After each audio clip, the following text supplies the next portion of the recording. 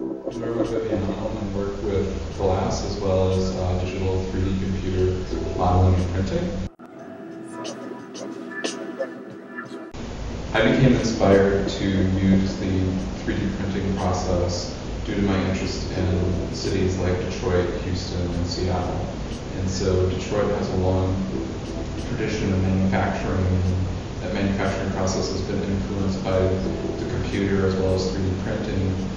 But I'm also interested in the city of Seattle and the sort of influence of technology on that city.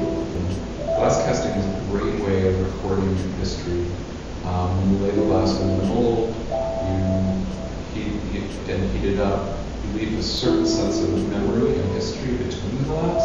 And so the 3D printing process also allows me to create patterns that would otherwise be impossible to create. And so there's no other way to create these patterns, and I think that in many ways I wouldn't have this reinforced ideas of history within the work without working with glass.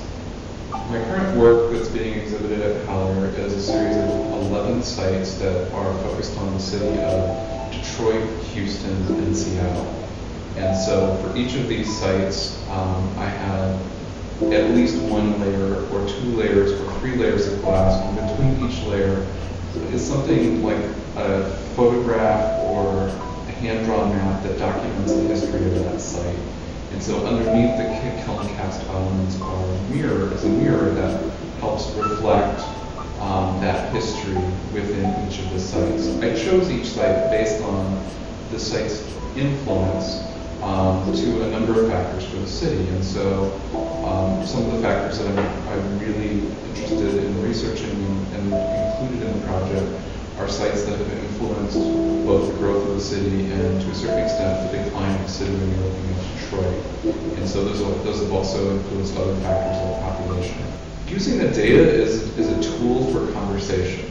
I've really found that transforming the data into another form or expressing the data in another form is a great tool for opening up the conversation. I find that when I put statistical data down on paper, it's more difficult to generate a conversation.